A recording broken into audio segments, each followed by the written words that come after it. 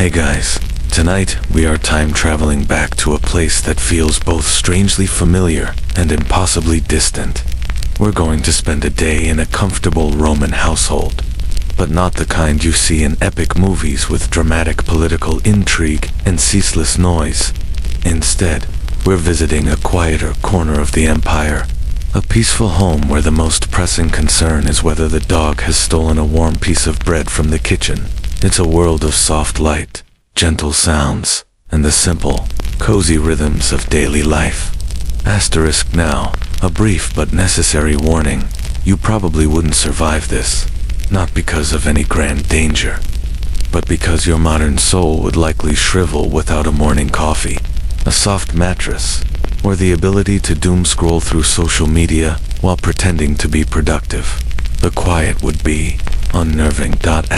So, before you get comfortable, take a moment to like the video and subscribe, but only if you genuinely enjoy what I do here. Your support makes these journeys possible. And while you're at it, I'd love to see where in the world you're listening from tonight. Drop your city or country and the local time in the comments. It's always wonderful to see this little community of sleepy history lovers stretching across the globe. Asterisk now. Dim the lights, maybe turn on a fan for that soft background hum, and let's ease into tonight's journey together. Asterisk, your first sensation is not of waking, but of floating.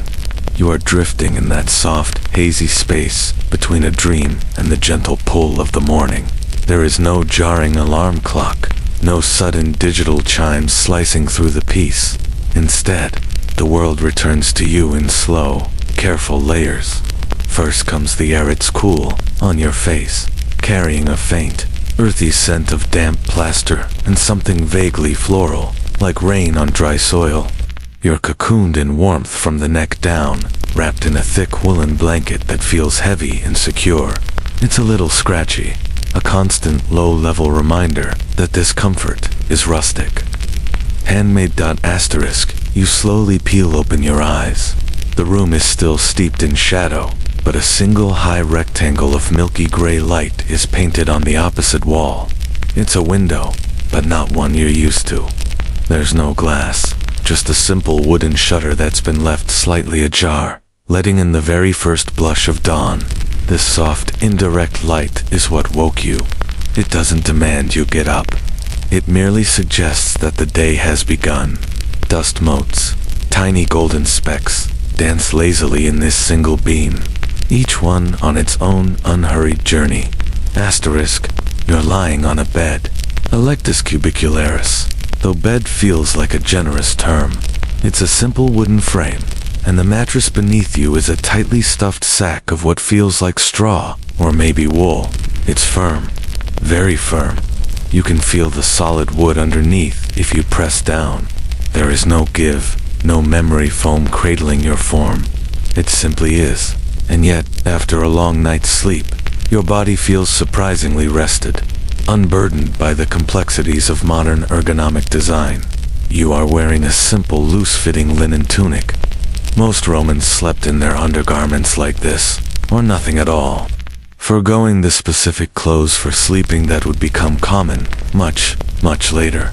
It feels light and breathable against your skin.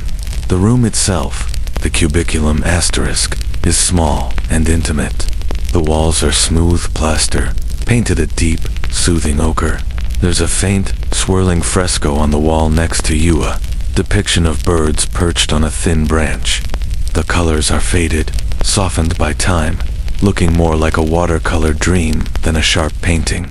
The only other furniture is a small wooden chest at the foot of the bed, and a single, elegant bronze oil lamp on a three-legged stand, its wick dormant and waiting for dusk. It's a space built for one purpose: rest. There are no distractions, no clutter. Asterisk, now, you listen. And this is where the real surprise settles in. You are in a Roman city, a place history paints as a chaotic, roaring hub of activity. But from here, in this residential domus tucked away from the main thoroughfares, it is profoundly quiet. The sounds that reach you are muffled, distant, and gentle. You can just make out the faint, rhythmic clatter of wooden cartwheels on stone. But it's so far away, it sounds like a gentle, percussive rhythm. You hear the soft coo of a mourning dove from the tiled roof above, a sound that has echoed through mornings for millennia. Closer, within the house itself, there's a soft scraping sound, and then the gentle splash of water being poured into a basin. Someone else is awake, moving with a quiet purpose that respects the sleeping household. Asterisk. Historians still wonder about this, the true soundscape of a Roman home. While the great forums and market streets were undoubtedly a deafening cacophony of vendors, animals, and crowds, the design of the Roman house, with its rooms facing an internal courtyard, was an architectural marvel of noise cancellation. Was it possible to find true pockets of tranquility amidst the urban sprawl? Lying here, in this peaceful dawn, it feels entirely possible. You feel insulated, protected from the world outside. The house seems to hold its breath in these early hours. Asterisk, you decide to join the waking world. You stretch, your joints popping softly in the stillness. The wool blanket feels impossibly heavy as you push it aside, and the cool air instantly raises goosebumps on your arms. You swing your legs over the side of the bed, and your bare feet meet the floor. It's not wood or carpet, but a mosaic of small, smooth stone tiles. They are refreshingly, shockingly cold, and the sensation jolts you into a more complete state of wakefulness. The floor is an intricate pattern of black and white geometric shapes, cool and solid under the arches of your feet. You stand up, the linen tunic falling to your knees. The doorway is just an opening in the wall, covered by a heavy curtain that you now push aside, ready to see what lies beyond this quiet little room. Asterisk, you push aside the heavy wool curtain, its ring scraping softly against the wooden rod above, and step out of the bedroom. The change in atmosphere is immediate and profound. You've moved from a small, dark, intimate space into one that feels vast, open, and breathing. You are standing in the atrium, the very heart of the Roman home. Your bare feet, already accustomed to the cold of the bedroom mosaic, now pad silently across a much larger and more elaborate expanse of tiles. The air here is cooler still, carrying a fresh, clean scent, like the air after a rainstorm, even though the sky above is clear. Asterisk above you. The ceiling soars, but the center is open to the sky. This is the compluvium, a large rectangular opening designed to let in light, air, and, when it rains, water. Right now, it frames a perfect square of pale, early morning sky, the blue so light, it's almost white. A gentle column of cool air descends from it, a constant invisible waterfall that keeps the house from ever feeling stuffy. It's a brilliant piece of natural air conditioning, though you imagine it's slightly less charming during a torrential downpour or a winter hailstorm. You can picture the frantic scramble to move furniture and place buckets, a scene of domestic chaos that feels very far away in this current tranquility. Asterisk, directly below the opening in the roof, is its counterpart on the floor, the impluvium. It's a shallow marble basin, about the size of a large rug, designed to catch the rainwater and funnel it into a cistern below the floor. This morning, the water is perfectly still, a dark, glassy mirror reflecting the brightening sky above. A single, curled leaf floats on its surface, a tiny boat on a silent ocean. The reflection is so clear that it creates a strange, dizzying sensation, as if the floor has opened up into another sky. You can see the edges of the roof tiles, the soft blue, and the slow drift of a single wisp of cloud. It's beautiful, functional, and deeply peaceful. You dip your fingers into the water. It's shockingly cold, pure, and clean. Asterisk, you take a few steps forward. Your soft footsteps, the only sound in the cavernous space. The mosaic floor here is a masterpiece. Instead of simple geometrics, it's a sprawling scene of marine life. Tiny, intricate fish swim around your feet. A curling octopus unfurls its tentacles near the basin's edge, and two cheerful-looking dolphins leap over a stylized wave. The artist used hundreds, maybe thousands, of tiny stone and glass tiles tesserae to create this sense of vibrant, flowing life. It's like walking on the bottom of a frozen, silent sea. It's also a rather effective way to show off your wealth without having to say a word. Nothing says I'm doing quite well. Thank you like commissioning a floor that took a team of artisans 6 months to complete. Asterisk this space. The Atrium was the public face of the Roman family. In just an hour or two, it might be filled with people. This is where the paterfamilias, the head of the household, would hold his morning reception. The clients, dependents, and political allies would flock here to pay their respects, ask for favors, and get their daily assignments. You try to imagine it. This serene hall, filled with the low murmur of dozens of conversations, the swish of togas, the anxious shuffling of feet. The master would sit in the tablinum, the large office-like room directly opposite the main door, a curtain drawn back to make him visible, a king on his domestic throne. Asterisk, but you move through the tablinum, the formal study that separates the public atrium from the private heart of the home. It's still cloaked in shadow, the morning light not yet brave enough to penetrate this deep. You can just make out the shapes of tall wooden cabinets, their doors neatly closed, likely hiding dozens of papyrus and vellum scrolls.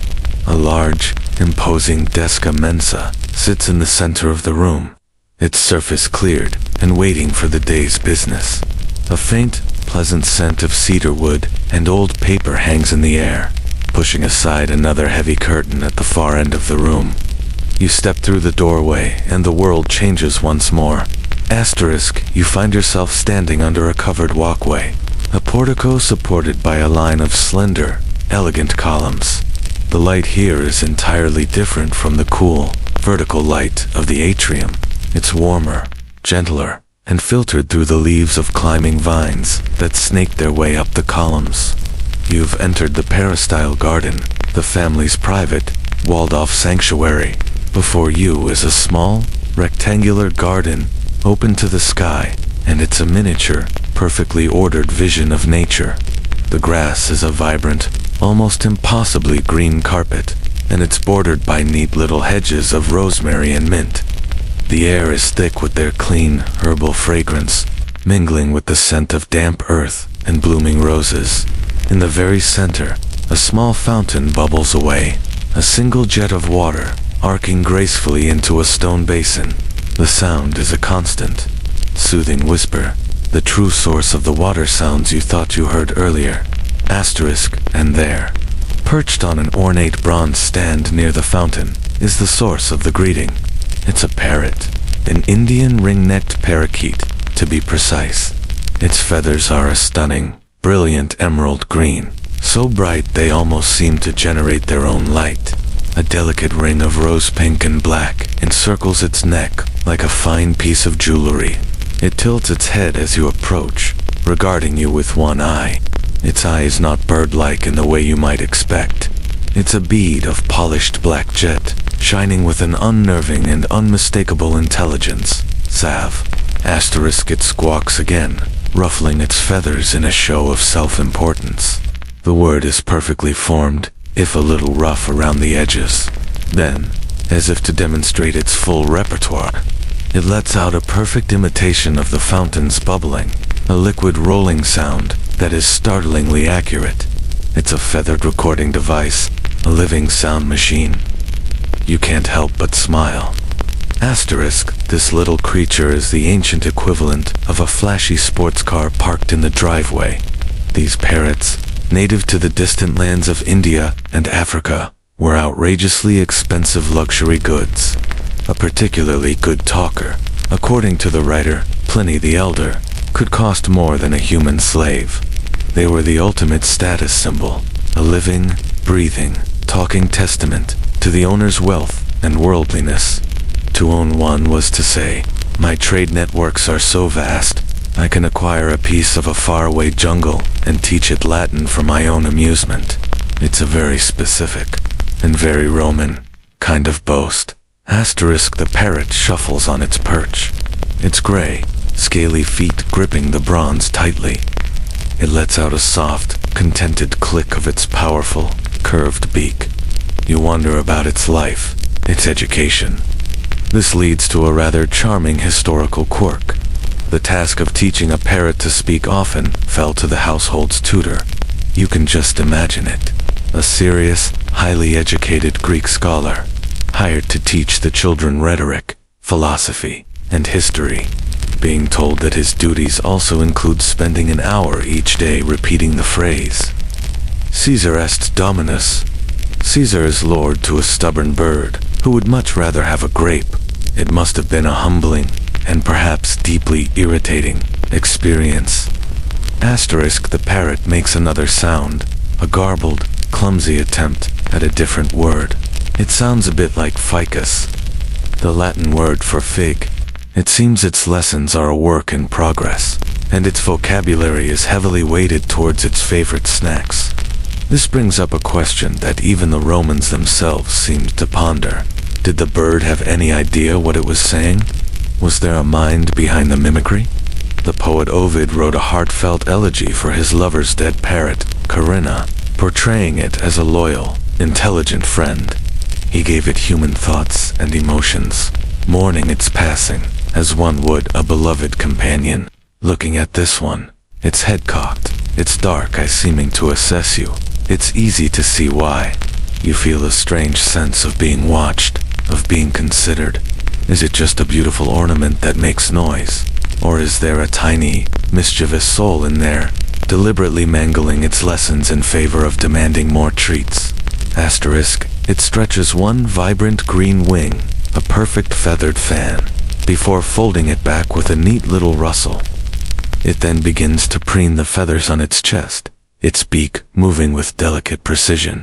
The morning sun has now cleared the roof line, and warm shafts of light spear down into the garden, illuminating the fountain's spray and making the parrot's feathers glow. The air is warming, and the day is truly beginning. The quiet bubble of the fountain, the soft click of the parrot's beak, the gentle hum of a waking world. It's a symphony of peaceful domestic sounds. You decide to leave the feathered linguist to its morning routine and explore the rest of this tranquil green space. Leaving the parrot to its important work of self-adornment and linguistic practice, you turn your attention to the garden it presides over. You step off the cool, shaded stone of the portico and onto the soft, surprisingly springy grass. It's been cut recently, not with a mechanical lawnmower, of course, but likely with a handheld scythe, a slow, methodical process that leaves the blades of grass slightly uneven, giving the lawn a wonderfully textured, velvet-like appearance. The morning dew hasn't fully evaporated yet, and the cool moisture seeps between your toes, a refreshing sensation that connects you directly to the earth. Asterisk, this isn't a garden for producing food, at least not primarily. This is a euiridarium, a pleasure garden, a slice of tamed, idealized nature brought within the city walls. It's a private escape, a place for contemplation and quiet conversation. Shielded from the dust, noise, and smells of the Roman streets, every element here is carefully curated to create an atmosphere of peace and rustic elegance.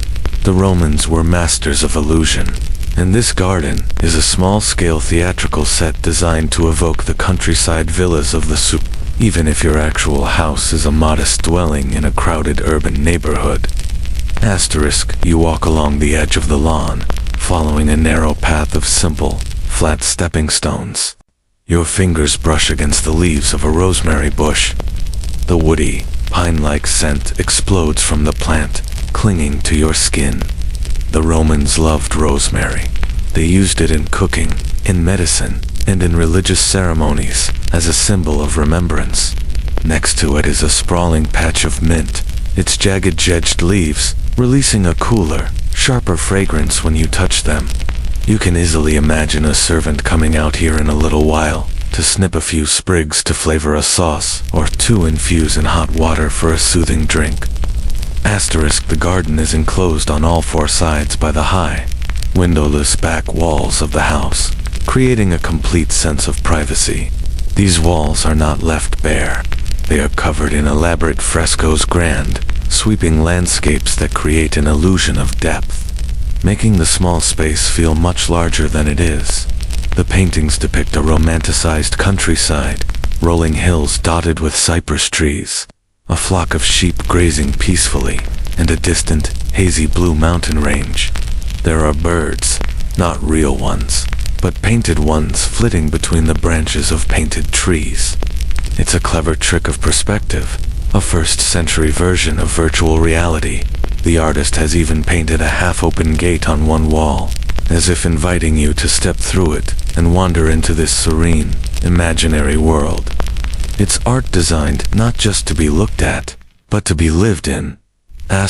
In one corner of the garden, tucked away behind a large terracotta pot overflowing with ivy, is a small shrine. It's the Atrium, the altar for the household gods. It's a simple, niche-like structure built into the wall, with a small, gabled roof, like a miniature temple. Inside, you can see two small bronze figurines, the Lares, who were believed to protect the home and the family. Between them is another figure representing the genius, the spirit of the Parrot. A small shallow dish sits before them, holding the remnants of last night's offering, a few grains of wheat and a pinch of salt. Historians still debate the daily emotional reality of these household gods. Were they feared deities, demanding constant appeasement? Or were they seen as comforting, almost familial presences, the spiritual guardians of the hearth? Looking at this quiet, humble shrine, it feels more like the latter, a simple, daily nod to the unseen forces that kept the family safe and the home peaceful. You notice that the flowers here are not a chaotic riot of color, but a carefully chosen palette. There are deep red roses, their petals heavy with dew, their fragrance rich and complex. The Romans were obsessed with roses, using them for everything from perfume to wine flavoring to extravagant decorations at dinner parties. You see tall spikes of purple lavender, their scent clean and calming, and clumps of white lilies. They're elegant, trumpet-shaped flowers, a symbol of purity. There's a curious lack of the brightly colored, showy flowers common in modern gardens. The Roman aesthetic, at least in this domestic setting, seems to favor fragrance and symbolism over sheer visual impact. You make your way to the small fountain in the center. Up close, you can see the craftsmanship. The basin is carved from a single piece of pale, creamy marble, and the water jet emerges from the mouth of a comical-looking sculpted fish. The constant, gentle sound of the splashing water is the garden's heartbeat. It's a sound that masks any intrusive noises from outside and creates a meditative, tranquil soundscape. This water wasn't just for show. It was a symbol of immense wealth and civic connection. Having running water piped directly into your home, enough to power a purely decorative fountain, was the ultimate luxury, made possible by the city's incredible network of aqueducts. This little fountain is a quiet monument to the engineering genius of the empire. As you stand there, lost in the sound of the water, a flicker of movement catches your eye. It's near a sun-drenched marble bench that sits against the far wall, nestled under the painted landscape. Something small and white is curled up there, soaking in the first real warmth of the morning sun. It's perfectly still, looking at first like a discarded piece of fleece or a bundle of white linen, but then it shifts slightly, and a tiny pink tongue emerges to give a delicate lick to its nose. It's not an object. It's an animal, and it seems to be the very embodiment of the peace and comfort this garden is designed to create. You approach the marble bench, your steps slow and deliberate so as not to startle the sleeping creature. The sun has climbed higher now, and this particular spot is bathed in a pool of golden light. The marble, which would have been cool to the touch just an hour ago, now radiates a gentle, stored warmth, making it the perfect napping spot. As you get closer, The small white bundle of fluff resolves into the unmistakable shape of a dog. But it's unlike any dog you might imagine from the ancient world. No sturdy guard dog, no scruffy working breed. This is something else entirely. It's a Melitan dog, the ancient ancestor of the modern Maltese. It is incredibly small, no bigger than a squirrel, and almost entirely hidden by a cascade of long silky white fur. The fur is pristine, a brilliant, snowy white that seems to shimmer in the sunlight. It's so long that it drapes over the sides of the bench like a miniature luxurious fur coat that has been casually tossed aside. You can't quite make out its face, as it's curled into a tight ball, its tiny nose tucked under its plumy tail for warmth. All you can see is a sea of white fluff, rising and falling with the rhythm of its slow, even breaths. Around its neck is a thin, soft leather collar. It's not a heavy, functional collar for a leash, but a delicate, decorative accessory. It's dyed a soft shade of blue, and tiny bronze studs, no bigger than a grain of rice, have been carefully set along its length. A small, bell-shaped pendant, also made of bronze, hangs from it. It doesn't jingle or make any sound now, as the dog is perfectly still. This little creature is clearly not a working animal. It is a pampered pet, an object of affection, and, much like the parrot, a subtle display of the household status. These lapdogs, often referred to as catelli melitae, were highly prized by wealthy Roman matrons. They were imported from the island of Melita, modern-day Malta, and their small size, beautiful coats, and supposedly cheerful dispositions made them the must-have companion animal for the Roman elite.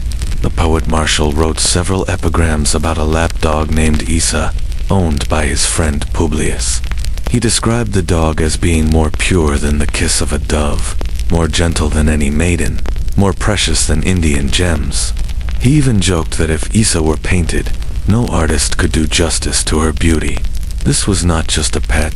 This was a celebrated member of the family, a tiny, four-legged celebrity. You reach out a hand, slowly, and gently stroke the dog's back. The fur is impossibly soft, like fine silk or rabbit down. It's clean and smells faintly of a floral oil, perhaps rose or lavender, the same scents you found in the garden. Clearly, this dog is bathed regularly and perfumed, a level of grooming that was a luxury even for many humans of the era. As your fingers brush through its fur, the dog stirs. It doesn't startle or jump. Instead, it uncurls with a slow, languid stretch, like a cat. Its little body elongates, its back arching, and it lets out a tiny, pitched yawn, revealing a pink mouth and a set of surprisingly sharp pearly white teeth. Now, you can see its face. It has large, dark, expressive eyes, the color of liquid chocolate. They are round and intelligent, and they blink at you slowly, still half clouded with sleep. Its nose is a tiny button of black leather, and its ears are two feathery triangles that flop down adorably on either side of its head. It looks at you not with fear or aggression, but with a calm, slightly quizzical curiosity. This is a creature that has never known a harsh word or an unkind hand. Its entire world is one of soft cushions, warm sunbeams, and gentle affection. The dog gives a little shake, its whole body wiggling, and the tiny bell on its collar finally lets out a faint, delicate tinkling sound. It's a soft musical note that seems perfectly suited to this peaceful garden. It then proceeds to lick one of its front paws with meticulous care, a tiny pink tongue darting in and out. This raises an interesting question for historians. What was the emotional bond really like between Romans and their pets? While some writers, like Martial, express what seems to be genuine, deep affection, others saw these animals purely as status symbols or amusing diversions. Was this little dog truly loved as a family member? Or was it just another beautiful object to be displayed, like a fine vase or an intricate mosaic, looking into its trusting, gentle eyes? It's hard to believe it could be anything but a cherished companion. Having finished its grooming, the dog looks up at you again, and its tail, a magnificent plume of white fur, is a tentative thump, thump, thump against the marble bench. It's a universal sign of a happy dog, a gesture that has transcended 2,000 years of history. It seems you've been accepted. It lowers its head and nudges your hand, a clear invitation for more petting. You oblige, scratching gently behind its soft, feathery ears. The dog leans into your touch, its eyes closing in contentment, and lets out a soft, happy sigh. In this quiet moment, in this sun-drenched Roman garden, you are simply a person and a dog, sharing a moment of simple, uncomplicated peace. The grand sweep of history, the rise and fall of empires, feels very far away. There is only the warmth of the sun, the scent of flowers, and the soft, silky fur of a very pampered, very sleepy little dog. You settle onto the warm marble bench beside the little dog, continuing to gently stroke its silky fur. It leans against your leg, a warm, trusting weight, and seems perfectly content to soak up the sun and the attention. As you sit here, you begin to ponder the daily life of such a creature. What does a day in the life of a prized Roman lapdog actually entail? It's a life, you suspect, that even the most pampered modern pets might envy. Its morning would begin much like yours did, waking not to a harsh command, but to the gentle filtering of light. Unlike a guard dog, which might sleep on a straw mat near the door, this one would have its own designated sleeping spot. This might be a soft woolen blanket, or a specially made cushion stuffed with goose down, likely placed in the bedroom of its owner, the matrona of the house.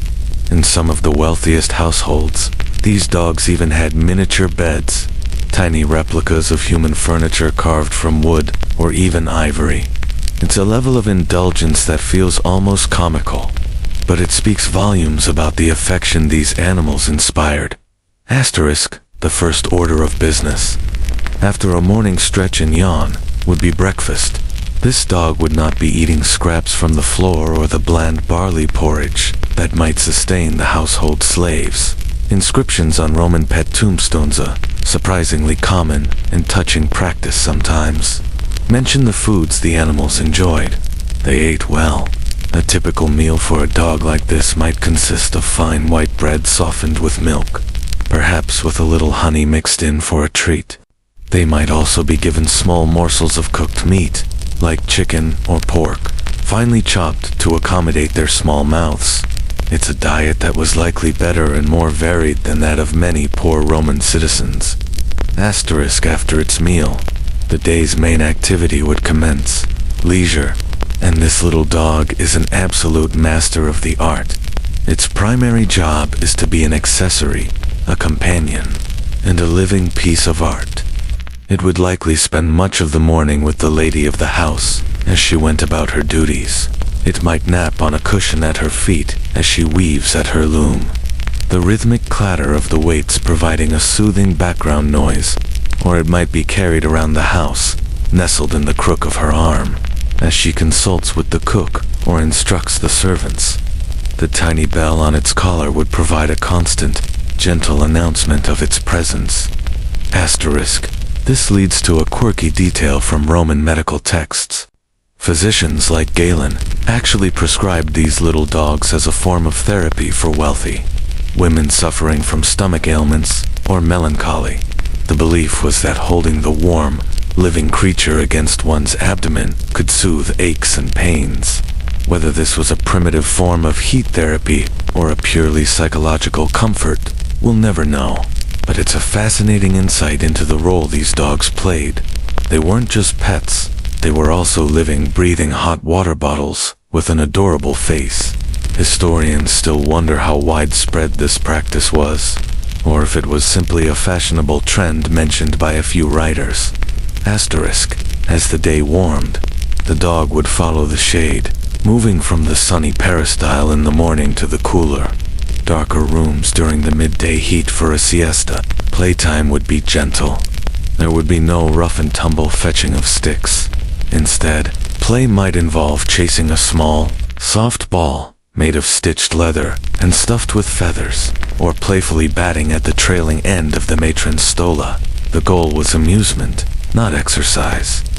These dogs were not bred for stamina. In fact, their primary physical attribute was their ability to look appealing while doing absolutely nothing. Asterisk. The afternoon might bring visitors. If the matron was receiving friends, the dog would be a central part of the social ritual. It would be passed around, admired, and cooed over. Its pristine coat, its expensive collar, its charming trixif. It had any were all part of the performance of high social standing. It was a conversation starter, a furry little diplomat who smoothed the way for gossip and social networking. The poet Marshall even quipped that his friend's dog, Isa, was so famous that she was known throughout the city, a testament to her social prowess. Asterisk, as you sit here with this little bundle of warmth, you notice something you hadn't seen before. Tucked into the fur on its head, right between its ears, is a tiny, delicate ribbon. It's been braided into the hair and tied in a neat little bow. The ribbon is dyed with Tyrian purple, the most expensive and exclusive dye in the ancient world, extracted from sea snails in a laborious process. A single gram of this dye was worth more than its weight in gold. To use it on a dog's ribbon is an act of almost absurd extravagance. It's the ancient equivalent of putting a diamond collar on a chihuahua. This tiny detail tells you everything you need to know about the status of this animal. It's not just loved. It's a living, breathing vessel for the family's wealth. Asterisk. The dog, oblivious to its role as an economic indicator, gives your hand a soft lick with its tiny, warm tongue. It then sneezes, a sudden explosive puff of air that makes its whole body jiggle. It looks momentarily surprised by its own outburst, blinking its big, dark eyes at you, as if to ask, "What was that?" It's a moment of pure, unscripted charm that cuts through all the history and sociology. It's just a dog, doing a dog thing. And in that simple, funny moment, you feel a deep, unbroken connection to the Roman woman who, 2,000 years ago, sat on this very bench, smiled at this very same sneeze, and tied that ridiculously expensive purple ribbon into its fur. The little dog, having recovered from the shock of its own sneeze, decides it has had enough of quiet contemplation. It hops off the bench with surprising agility, its tiny body landing softly on the grass. It gives a little shake, the purple ribbon flopping amusingly, and then trots off. Its plumy tail held high like a proud banner. It seems to be heading towards a specific part of the covered walkway, disappearing behind one of the columns. You feel a gentle pull of curiosity, a silent invitation to follow. You rise from the bench, the warmth of the marble still clinging to the back of your legs, and follow its path. Asterisk. You walk along the portico, the columns creating a pleasant, rhythmic pattern of light and shadow on the mosaic floor. The dog leads you to the far side of the peristyle, to a simple, unadorned doorway that you hadn't noticed before. This part of the house feels different, more functional, less decorated. The air here loses the floral scent of the garden and takes on a warmer, earthier aroma. You can smell wood smoke, roasting grains, and the sharp, savory scent of herbs being chopped. You are approaching the Kalina, the kitchen. Asterisk. You pause at the doorway, peering inside. The kitchen is a small, relatively dark room, a stark contrast to the light-filled peristyle. Its primary purpose is function, not comfort. The walls are plain plaster, darkened by years of smoke, and the floor is simple, hard-packed earth. There is no grand fresco here. The heart of the room is a raised brick hearth built into one corner. A small, carefully managed fire glows with orange embers, providing a gentle, constant heat. There are no towering flames, no roaring inferno. This is a kitchen for slow cooking, for simmering pots and baking bread under hot ashes. The air is warm and thick with the comforting smells of food. Asterisk. A woman is working in the kitchen. She is a household slave, perhaps the cook, and she moves with a quiet, practiced efficiency. She wears a simple, undyed tunic, and her hair is tied back neatly. She doesn't seem to notice you, so engrossed is she in her work. Her movements are methodical and produce a series of soft, gentle sounds that form the room's soundscape. You hear the rhythmic thump-thump of a knife on a wooden board as she finely chops a bunch of parsley. The sound is steady and reassuring. Then, you hear the soft, grainy whisper of stone grinding against stone. She moves to a large, saddle-shaped stone quern and begins to grind a small amount of wheat into flour, her body swaying gently with the effort. It's a slow, laborious sound, the sound of bread being born. Asterisk the little dog, your furry guide, has found its true destination. It's sitting patiently by the cook's feet, its head cocked, its big, dark eyes fixed on the chopping board. It is the picture of hopeful anticipation. It knows this is where the magic happens. The cook glances down, a brief, almost imperceptible smile touching the corner of her lips. She finishes her chopping, sweeps the herbs into a small clay bowl, and then, with the flat of the blade, she pushes a tiny, overlooked morsel of something perhaps, a bit of cheese or dried meat left over from a previous task off the edge of the board. It falls to the floor, and the dog snaps it up with a delicate, practiced flick of its head. The transaction is silent, efficient, and clearly a well-established ritual. Asterisk, you look around the rest of the kitchen. It's a space filled with beautifully simple, functional objects. Clay pots and pans of various sizes are stacked neatly on a low shelf. A string of garlic and dried red peppers hangs from a wooden peg on the wall. A collection of bronze cooking utensils, spatulas, and long-handled spoons hangs from hooks near the hearth, their surfaces gleaming dully in the firelight. It's all incredibly organized. This brings up a lesser-known fact about Roman domestic life. Many kitchens in wealthier homes were remarkably well-equipped, featuring built-in ovens, running water for washing, and even sophisticated charcoal grills. While this kitchen is more modest, it's still a model of ancient ergonomic design. Asterisk, you notice a large clay pot, a Domus, half buried in the floor in a cool, dark corner. This is the ancient Roman refrigerator, a clever way of using the Earth's natural coolness to preserve perishable goods like olive oil, wine, or salted fish. The cook lifts the heavy lid and pulls out a small bunch of carrots, their leafy green tops still attached. They are not the uniform, bright orange cylinders you're used to. These are a mix of colors, some are a pale yellow, others a deep, surprising purple. The modern orange carrot was a later invention, cultivated by the Dutch in the 17th century. These are their more varied, and arguably more interesting, ancestors.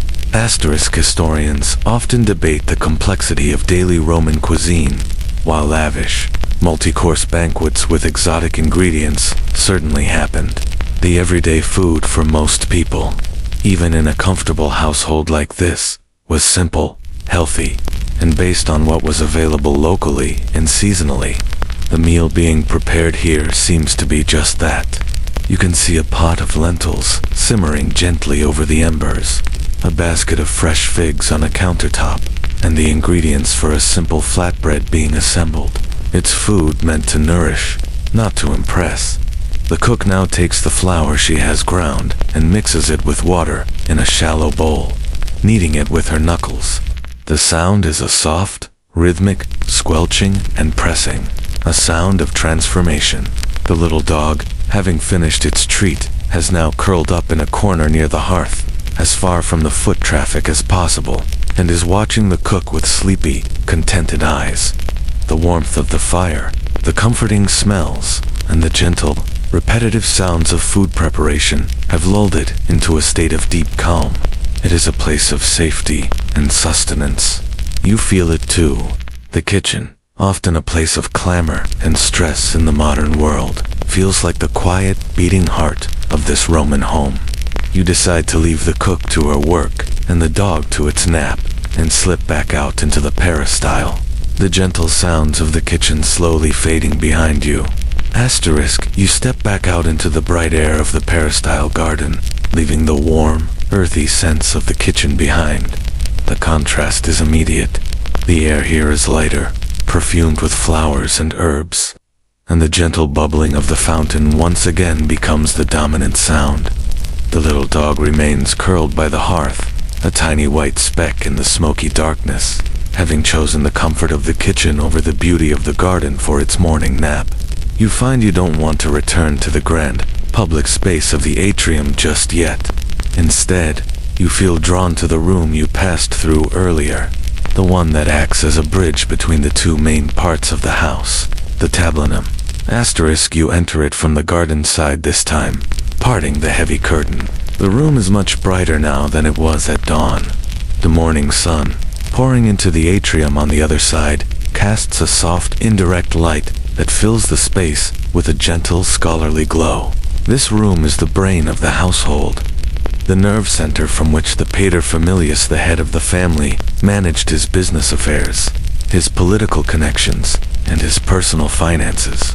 It was designed to be impressive, a semi-public space where the master could receive important clients, but it also feels deeply personal and quiet. The grand wooden desk. The mensa that you saw in silhouette earlier is now fully illuminated. It's made of a dark, rich wood, possibly citrus wood, which was highly prized for its beautiful grain and was incredibly expensive. The surface is polished to a high sheen, and it's completely clear except for a few carefully placed items. In the center is a bronze inkwell, a calamarius, with a small lid to prevent the precious black ink from evaporating. Next to it lie two pens, one a hollow reed, a calamus, sharpened to a fine point, and the other a more luxurious bronze stylus. A small, smooth stone sits nearby, likely used as a paperweight to hold down unruly scrolls. The elegant simplicity is a statement of its own. This is a place of order, of clarity, of a mind in control. Your eyes are drawn to the walls. Unlike the other rooms, there are no grand frescoes here. Instead, the walls are lined with tall, built-in wooden cabinets. The Romans called them armaria. Each cabinet is divided into dozens of square cubbyholes, and each cubbyhole is filled with scrolls. There are hundreds of them, neatly rolled and tagged. They are the household's library and archive. Some are papyrus, their pale, sandy color visible at the edges. Others are vellum, a finer, creamier material made from animal skin. Each scroll has a small colored parchment tag, a syllabus tied to its end, hanging down so the title can be easily read without having to pull the entire scroll out. You can just make out the faded Latin script on one, a work by the philosopher Seneca. This room is a sanctuary of silence. The thick walls and heavy curtains muffle any sounds from the rest of the house. The only noise is a low, gentle hum from the city outside, so faint it's barely perceptible. And then you hear it, a soft, rhythmic breathing. You look around the room, and your eyes land on a low couch, a lectus lucubratorius placed against one wall. This was a daybed, a place for reading, thinking, or perhaps a quick nap between business dealings. And curled up on a dark-colored cushion at one end is the little white dog.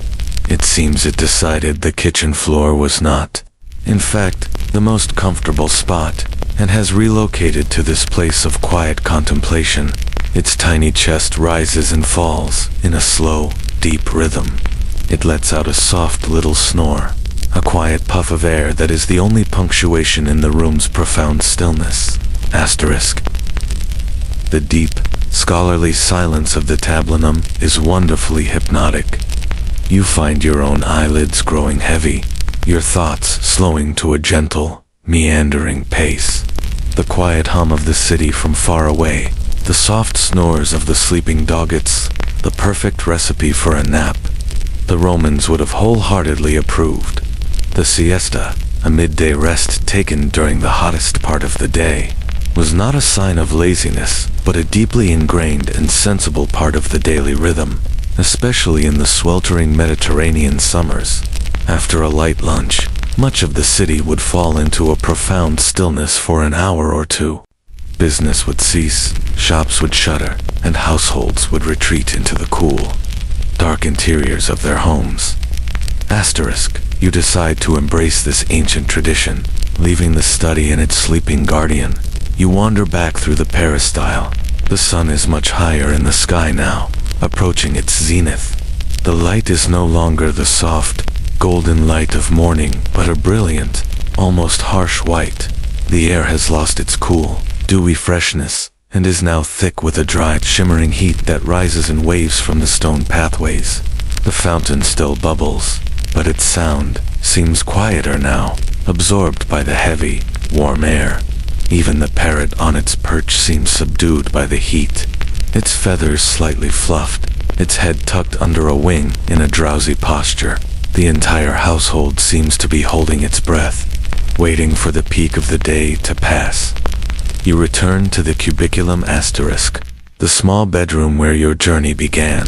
It's a perfect refuge from the midday heat. The room is still dark and cool, its single high window letting in only a sliver of indirect light. The thick stone and plaster walls of the house act as a natural insulator, keeping the interior significantly cooler than the outside. This is ancient, passive air conditioning at its finest. A design born from centuries of experience with the climate. Asterisk, you push aside the heavy curtain, and the cool air envelops you. It smells of cool plaster and clean linen. You lie down on the firm mattress, the same one that felt so unfamiliar this morning. Now, its solidity feels grounding and comfortable. The scratchy woolen blanket you'd tossed aside is folded neatly on the wooden chest at the foot of the bed. You don't need it now. The cool air is enough. You are still in your simple linen tunic, the perfect garment for this warm, lazy afternoon. Asterisk, lying on your back, you stare up at the ceiling, which is lost in shadow. The room is so quiet you can hear the soft, distant sounds of the house with a new clarity. You can just make out the faint, rhythmic sweeping of a broom from somewhere in the atrium, a servant tidying up after the morning's visitors. You hear the clink of pottery from the direction of the kitchen, followed by the sound of water being poured. These are the gentle, domestic sounds of a house breathing, of life continuing its quiet, steady rhythm, even as the world outside sleeps. Asterisk, this midday rest was not just for the wealthy. It was a practical necessity for everyone. Laborers would stop their work, farmers would rest in the shade of an olive tree, and even soldiers in their barracks would take a break from their drills. This period of rest, the sexta hora, the 6th hour after dawn, which was noon, structured the entire Roman day. One of the quirks this produced was in Roman medicine.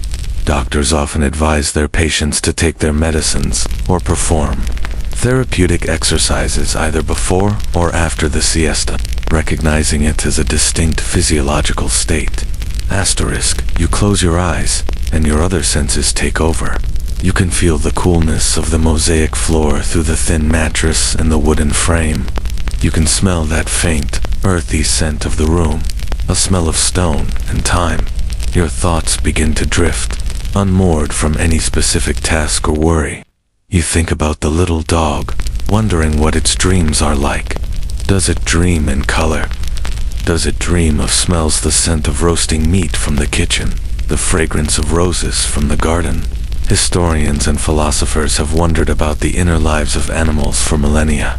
The Roman poet Lucretius, writing in the 1st century BC, argued that animals clearly dreamed, describing how hunting dogs would suddenly start twitching and whining in their sleep, their legs moving as if they were chasing prey.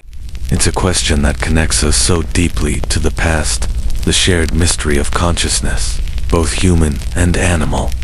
Asterisk, a new sound joins the soft symphony of the house. It's a low, gentle humming.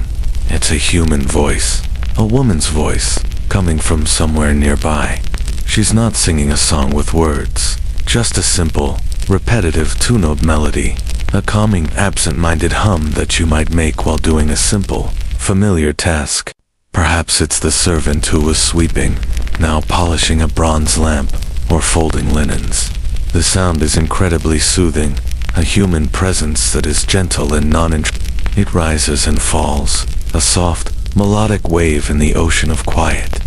Asterisk, your body grows heavy. A pleasant lethargy spreads through your limbs, starting from your toes and working its way up. You are no longer consciously thinking about Roman history or the layout of the house. You are simply here, in this cool, dark room, listening to the soft sounds of a summer afternoon 2,000 years ago. The firm mattress supports you completely. The cool air caresses your skin. The gentle humming is a lullaby. You are safe. You are comfortable. You are drifting, just as you were this morning, in that peaceful space between wakefulness and sleep. The world outside, with its bright sun and heavy heat, can wait. For now, there is only this, the profound and restorative peace of the Roman siesta. Asterisk, you drift in that timeless, dreamless state of a deep nap for what feels like both a minute and an eternity. You are woken, not by a sound, but by a subtle shift in the quality of the light. The milky gray rectangle painted on the far wall has warmed to a soft, golden honey color. The sun has begun its slow descent, and the fierce white heat of midday has mellowed into the gentle, slanted light of late afternoon. The house is still quiet, but it's a different kind of quiet, now not the heavy, sleepy stillness of the siesta, but a lighter, more expectant calm that precedes the evening. Asterisk, you sit up, feeling wonderfully refreshed. The deep rest has cleared your mind and eased any lingering tension in your muscles. The air in the cubiculum is still cool, but it no longer has the damp chill of the morning. You swing your legs off the bed, and your bare feet meet the mosaic tiles, which now feel pleasantly neutral, having lost their earlier cold bite. You feel the need to wash away the last vestiges of sleep and the dust of the day. Asterisk. You make your way back out into the Peristyle garden.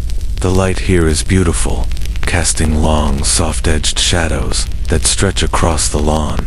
The parrot is awake and lets out a soft, inquisitive squawk as you pass.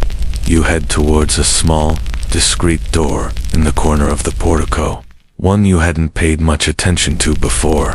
This leads to the lavatrina, the household bathroom. Asterisk, pushing the door open, you step into a small, practical room. Like the kitchen, it is designed for function over form. The floor is made of a simple, waterproof terracotta tile, slightly sloped towards a drain in the corner. The walls are covered in smooth, polished plaster, not painted with frescoes, but finished in a way that is easy to wipe clean. The air smells clean, with a faint, sharp scent of lye soap and a subtle, herbal aroma of the oils used for washing. Asterisk, this is not the grand, public bathhouse, the thermi, with its cavernous hot rooms, cold plunge pools, and bustling social scene.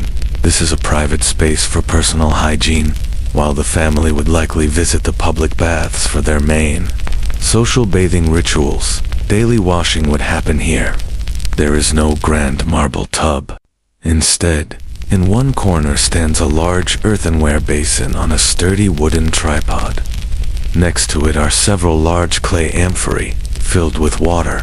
One is labeled in simple black letters, Kalita, for hot water, likely brought in from the kitchen where it was heated over the hearth.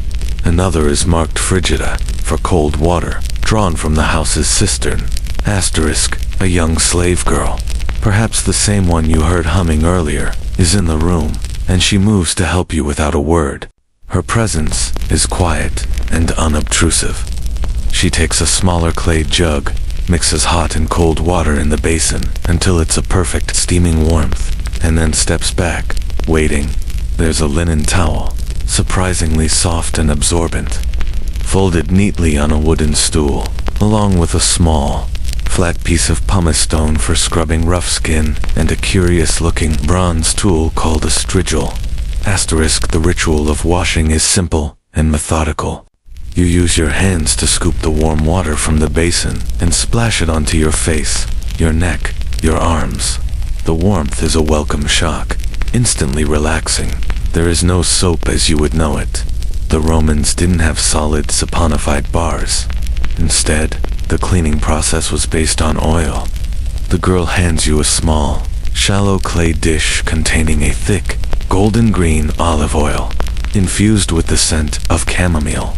This is a fascinating historical detail for the Romans. Getting clean involved first getting oily.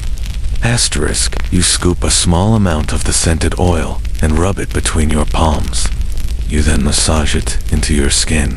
It feels counterintuitive at first, but the oil acts as a solvent, loosening the dirt, sweat, and dead skin cells. The chamomile scent is calming, a gentle, apple-like fragrance that fills the small room. After you are thoroughly oiled, the slave girl takes this. It's a curved metal scraper, and this part of the process required assistance. Feeling refreshed and clean, you follow the little dog as it trots ahead of you, its tiny bell tinkling softly with each step. It leads you out of the private Peristyle, back through the now darkening tablinum, and into a room off the main atrium that you haven't entered yet. This is the triclinium, the dining room.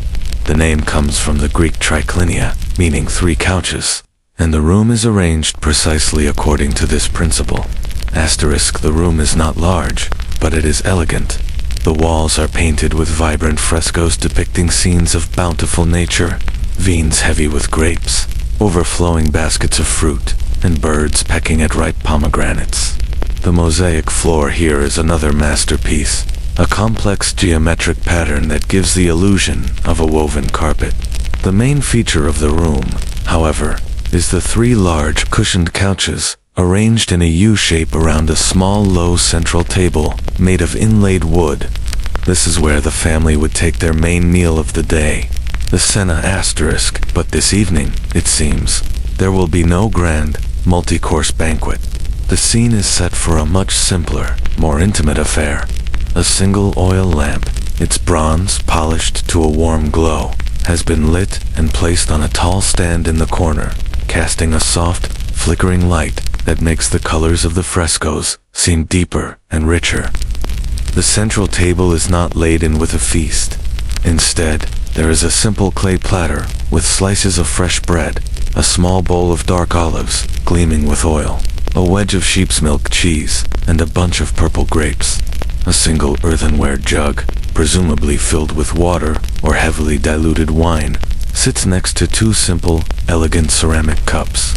It's a light, rustic meal, the kind of simple fare that would have been the daily reality for most Roman families, even comfortable ones. The head of the household, the paterfamilias asterisk, is already here. He is a man in late middle age, his face lined with the cares of business and family, but his expression in the soft lamplight is relaxed and content. He is reclining on one of the couches, propped up on his left elbow on a pile of cushions, as was the custom. He is no longer in his formal toga, but wears a comfortable loose-fitting tunic, a synthesis. He gives you a mild, welcoming nod as you enter, gesturing for you to take your place on one of the other couches. Asterisk, you recline, and it's a posture that is at once incredibly awkward for a modern body and, after a moment, surprisingly relaxing. It forces a slower, more deliberate pace. You can't exactly shovel food into your mouth from this position. Eating becomes a more languid, thoughtful process. This is a fascinating aspect of Roman culture. The act of reclining to eat was a powerful status symbol, a practice adopted from the Greeks and Etruscans. It signified that you were a free citizen, not a slave who ate sitting up or standing, and that you had the leisure to truly savor your meal. Asterisk, the little white dog. Its job as escort complete, has settled on the floor near the master's couch. It lies with its head on its paws, its dark eyes watching every movement, every morsel of food, with an unwavering, hopeful intensity. Its tail gives a soft, rhythmic thump-thump against the cool mosaic floor. A tiny, persistent drumbeat of optimism. Asterisk, you and the master eat in a comfortable silence. The only sounds are the soft clink of a cup being set down, the quiet tearing of bread, and the gentle thumping of the dog's tail. There is no television blaring, no phone buzzing with notifications. The focus is entirely on the simple food and the quiet companionship. The olives are salty and rich, the cheese is sharp and crumbly, and the bread is dense and hearty. It's deeply satisfying. Asterisk the master, noticing the dog's devoted gaze, casually tears off a small piece of his bread, dips it into a little of the olive oil from the bowl, and tosses it onto the floor. The dog, which had been pretending to be completely relaxed, snaps it up with lightning speed. The morsel disappears in a single gulp, followed by a frantic licking of the floor to ensure not a single oily crumb is missed. It then resumes its original position, its hopeful gaze now twice as intense. This small, casual act of sharing food speaks volumes about the dog's place in the household. It is not just a pet, it's a dining companion, a silent, furry participant in the evening ritual. Asterisk. This raises a question that archaeologists and historians often discuss. What can we learn from the bones of Roman pets? Excavations of Roman villas and even garbage pits have unearthed the remains of small dogs like this one. Analysis of their bones often shows that they lived long lives, had well-healed fractures indicating veterinary care of some kind, and suffered from ailments common in old, pampered animals, like tooth decay from a soft, sugary diet. These small skeletons are the hard, scientific evidence that backs up the affectionate descriptions in poetry and letters. These animals were, for the most part, well cared for and loved. Asterisk, the master pours a little water from the jug into your cup. You notice that the cup is made of a fine, glossy red ceramic known as Samian, where it's a type of high-quality pottery that was mass-produced in Gaul, modern-day France, and exported all over the empire. Holding it, you can feel the fine craftsmanship, the smooth, cool surface. It's another one of those quiet, everyday objects that tells a larger story of trade, industry, and the interconnectedness of the Roman world. Asterisk, as the meal winds down. The last of the bread and cheese gone, the master plucks a grape from the stem and holds it out. You expect him to eat it, but instead, he lowers it for the dog. The little creature takes it with an impossibly gentle mouth, its lips barely touching his fingers. It's a final, sweet treat to end the meal. The dog chews it with great concentration, and then, its duty done, it lets out a contented sigh, curls up into a tight white ball, and promptly falls asleep. Its belly full, and its hope for more snacks fulfilled for another day. The soft thumping of its tail ceases, and a new, deeper quiet settles over the room. The simple meal is over, and the evening is drawing to a close. Asterisk, with the simple evening meal concluded, the master rises slowly from his couch, and you follow his lead. The single oil lamp in the triclinium now seems to burn a little lower, its flame a warm, sleepy eye in the growing darkness. You leave the dining room, the little dog still fast asleep in a contented, furry circle on the mosaic floor, dreaming, no doubt, of endless bread and grapes. You follow the master back into the vast, shadowy space of the atrium. Asterisk, night has fallen completely. The square of sky framed by the compluvium is no longer the pale blue of morning or the brilliant white of midday. It is a deep, velvety, ink-black canvas, utterly devoid of the orange glow of modern city light pollution.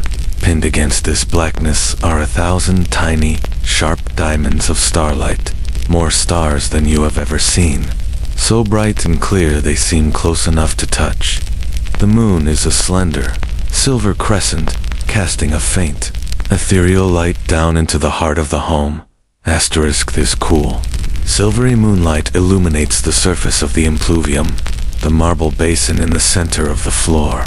The water is a perfect, dark mirror, and in its still surface, the crescent moon and the brightest stars are reflected with breathtaking clarity. It's as if the house has its own private piece of the night sky, a captive galaxy on the atrium floor. The effect is magical and deeply peaceful. The air is cool and still, carrying the faint, lingering scent of the day's incense, and the distant fragrance of night-blooming jasmine from a neighbor's garden. Asterisk the master leads you to a corner of the atrium you haven't explored yet. Here, built into the wall, is another shrine, larger and more prominent than the one in the garden. This is the main lararium of the house. It's designed to look like a miniature temple facade, with small columns on either side, and a triangular pediment on top. An oil lamp, smaller than the others, has been lit and placed on the shelf-like altar inside.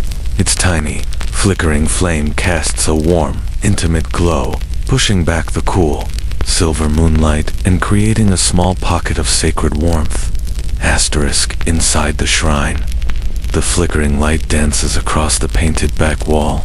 In the center is a depiction of the genius, the guardian spirit of the master of the house, portrayed as a man in a toga with his head covered, as if preparing to make a sacrifice. On either side of him are the two Lares, depicted as lively, dancing young men in short, swirling tunics, holding drinking horns aloft. They are the ancient spirits of the household, the benevolent ghosts who protected the family from harm. Below them, a great serpent, a symbol of the fertility and prosperity of the land on which the house was built, snakes its way across the painted ground. Asterisk the master stands before the shrine for a moment in quiet contemplation. This is the final ritual of the day. There is no grand ceremony, no lengthy prayer. He simply makes a small offering. He takes a tiny crumb of bread left over from dinner, which he had carried in his hand, and a single, perfect grape, and places them on the small altar in front of the painted figures. It's a simple, symbolic gesture, a way of sharing the family's sustenance with its spiritual protectors. It's a nightly thank you note to the unseen forces that kept the crops growing, the business profitable, and the family safe. As you walk away from the soft, warm glow of the lararium, your eyes slowly adjust to the deeper darkness of the corridors. The master moves with a quiet, familiar confidence through the shadowed spaces of his home. Instead of heading directly back to the bedrooms, however, he leads you on a final, quiet tour of the house's perimeter, a sort of informal nightly patrol. It's during this slow, meandering walk that your mind begins to wander to the other, less celebrated animals that might share this domestic space. The parrot and the lapdog are the stars of the show, the pampered celebrities of the household. But a Roman home was an ecosystem filled with a host of other creatures, both welcomed and tolerated. Asterisk you pass the kitchen again. The fire has been banked for the night, reduced to a bed of faintly glowing red embers that pulse gently in the darkness. The room is still and smells of cooled ashes and leftover bread. Tucked away in a corner, you see a small woven basket filled with straw. This might be the sleeping place for a cat. The relationship between Romans and cats is a famously curious and debated topic among historians. Unlike the Egyptians, who revered them, the Romans seem to have a more pragmatic, almost indifferent attitude towards cats, at least initially. They were not typically kept as affectionate indoor pets in the same way the little Melitan dog was. Asterisk instead, they were working animals. A cat's primary role was pest control. They were the silent, efficient hunters who kept the household's grain stores and kitchens free from mice and rats. They were valued for their skill, not their companionship. You can picture a sleek, striped tabby, a creature far more wild and self-sufficient than the little white dog, emerging from the shadows of the kitchen at night to begin its silent, deadly work. Its relationship with the humans would be one of mutual tolerance. The cat gets shelter and a reliable source of prey, and the humans get a rodent-free home. There would be no perfumed oils or decorative collars for the cat, just a nod of grudging respect for a job well done. It's a fascinating contrast. One small animal is brought into the very center of the family's emotional life, while another is kept on the functional fringes. Asterisk, as you continue your walk, you pass a small, enclosed courtyard at the very back of the house, a space you hadn't seen before. Here, you hear a soft rustling sound, followed by a low, contented honk. Geese, a small flock of them, is penned in for the night. This is another classic Roman domestic animal, but one with a dual purpose. They were, of course, a source of food. Their meat, eggs, and fatty livers were all considered delicacies, but they were also famous for their role as guard animals. The story of the sacred geese of the Temple of Juno, whose honking warned the Romans of a surprise attack by the Gauls in 390 BC, was a foundational legend that every Roman child knew. Asterisk, a flock of geese, with their exceptional hearing and aggressive, territorial nature, made for a surprisingly effective, low-tech alarm system. They would raise a deafening ruckus at the approach of any stranger. They are, in many ways, the polar opposite of the little lapdog. They are loud, functional, and frankly, quite mean. Yet they were also a respected and vital part of the household's security. You peer into the enclosure and see their white, feathery forms huddled together, their long necks tucked down as they sleep, looking far more peaceful now than they would be if you tried to enter their space. Asterisk. Your mind then drifts to the more unusual pets that a wealthy or eccentric Roman might keep. The sources mention a surprising variety. Tame dormice were kept in special terracotta jars called gloraria and fattened up on nuts to be eaten as a delicacy. But some were also undoubtedly kept as pets by children, their little cages a common sight. Tame weasels and ferrets were also used for pest control, much like cats, scurrying through the walls and chasing down mice. You can imagine the quiet, unseen life of the house, the secret world of small creatures that existed in the spaces the humans rarely saw. Asterisk, and what about birds? Beyond the show-stopping parrot, many households kept a variety of smaller birds in cages, or aviaries. Nightingales and thrushes were prized for their beautiful songs, their melodies filling the garden during the day. Pigeons and doves, like the one you heard this morning, were kept for their meat and eggs, but also for their gentle cooing, which added to the peaceful atmosphere of the home. There is a beautiful mosaic from Pompeii that shows a collection of different birds perched around a bird bath, a testament to the Roman appreciation for their feathered neighbors.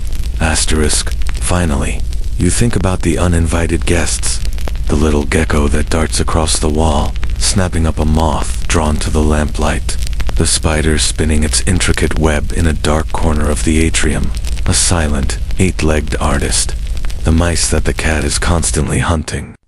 A Roman home was not a hermetically sealed box. It was a porous, breathing structure, and a whole host of small, wild creatures would have moved through it, living their own lives in parallel to the human drama.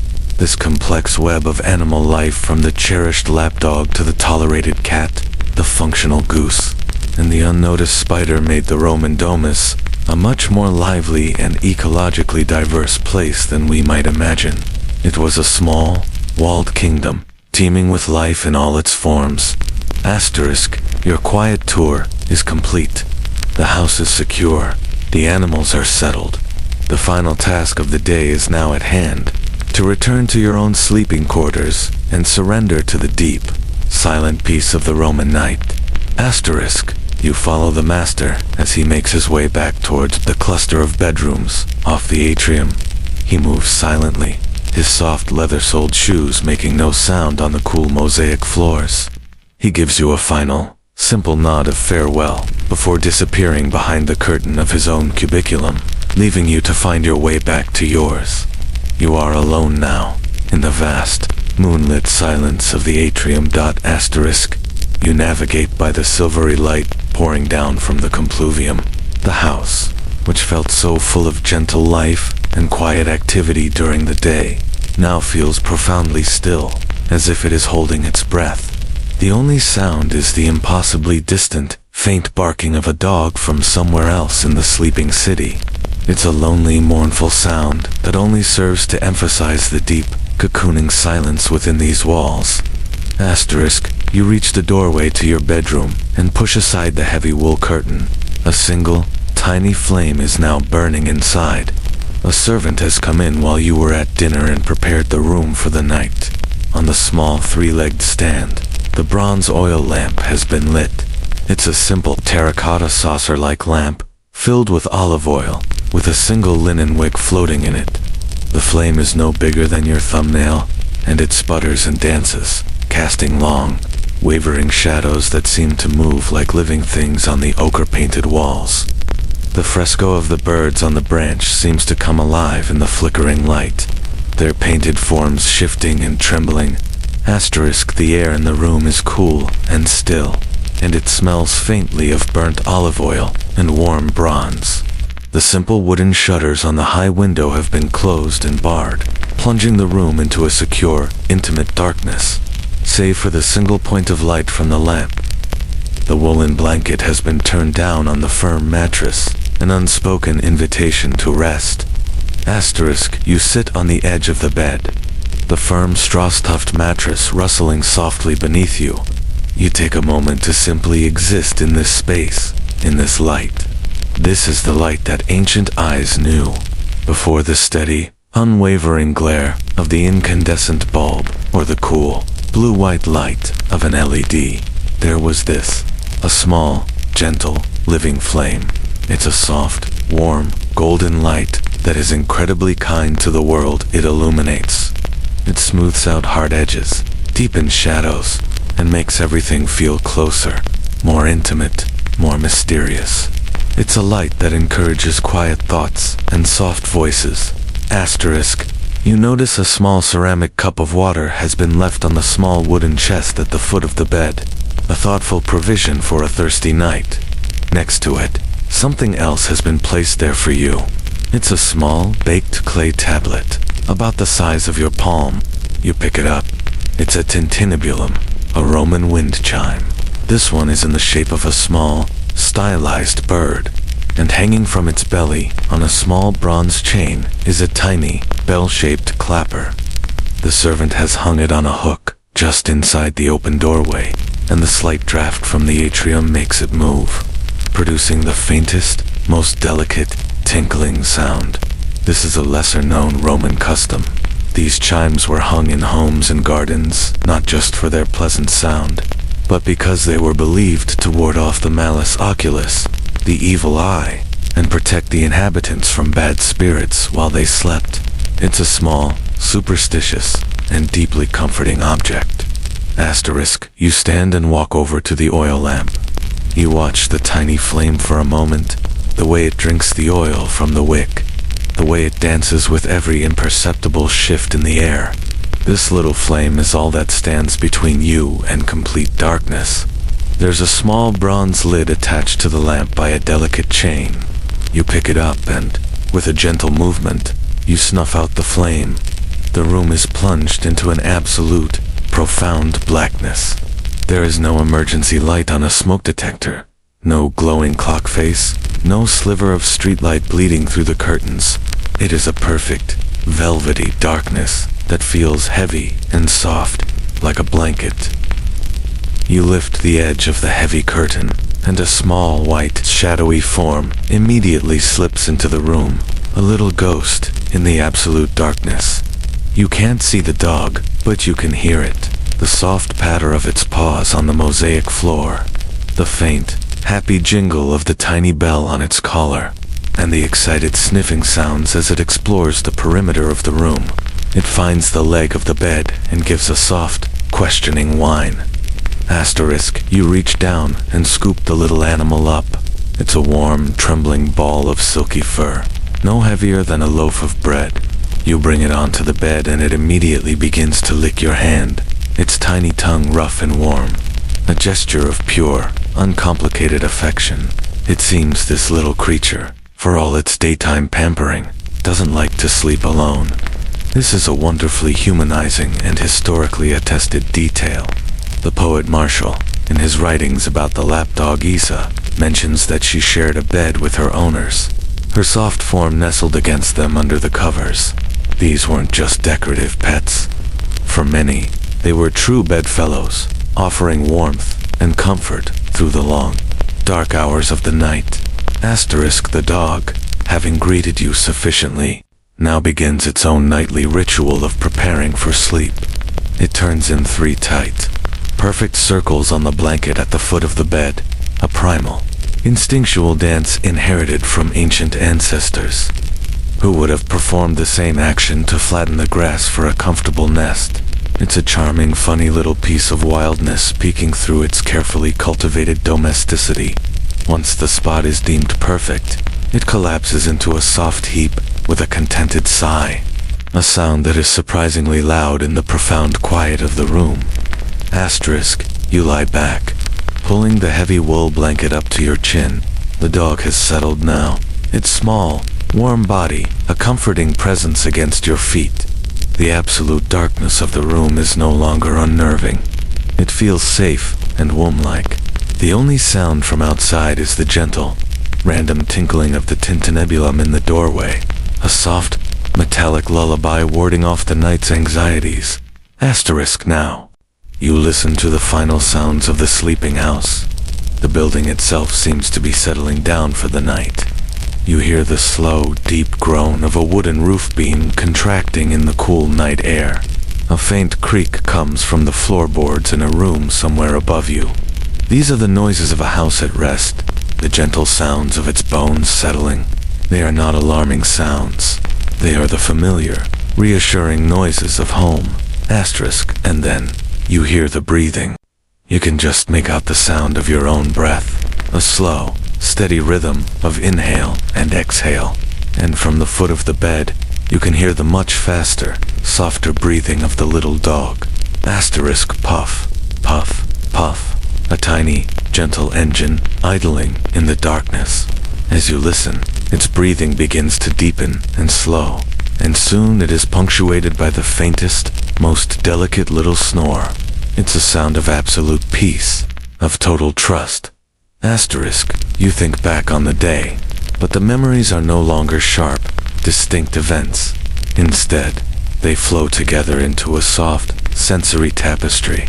The feeling of the cold mosaic on your bare feet, the brilliant green of the parrot's feathers against the warm stone of the garden, the smell of rosemary and damp earth, the taste of salty olives and fresh bread, the impossibly soft fur of the dog under your fingertips, the sound of the bubbling fountain and the rhythmic grinding of grain, the warm, flickering, golden light of the oil lamp.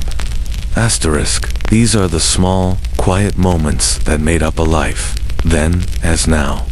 History is so often told as a grand narrative of battles, emperors, and dramatic events.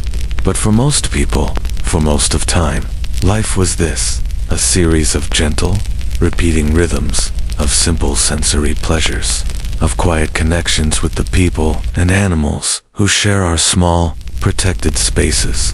Lying here, in this perfect darkness, you feel a profound connection to that quiet. Every day passed. Asterisk, a historian might wonder what a Roman truly feared in the dead of night. Was it burglars, fires, the displeasure of the gods, or the mischievous wanderings of a household spirit, a lemur? But in this solid, well-built house, with the protective eye of the lararium watching over it, and the tinkling chime guarding the door, there is no sense of fear. There is only a deep, abiding sense of peace and security.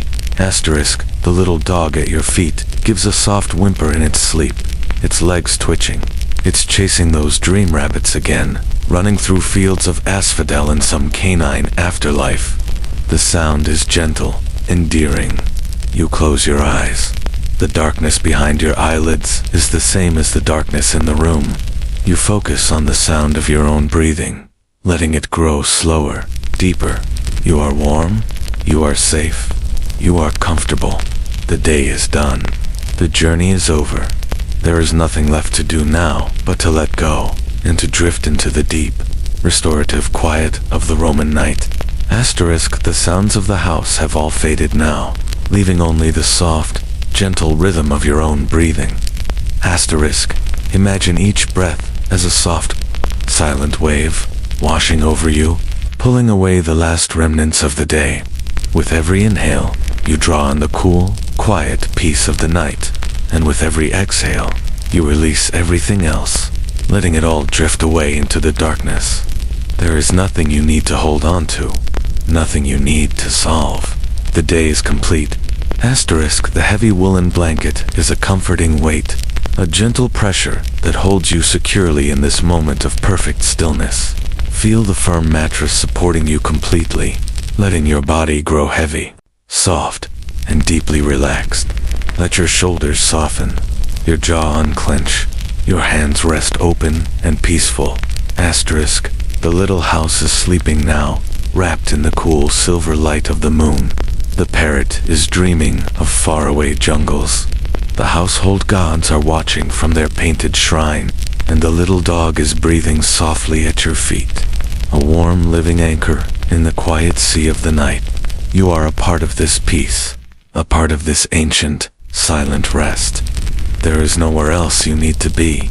There is nothing else you need to do. Just rest now. Just sleep.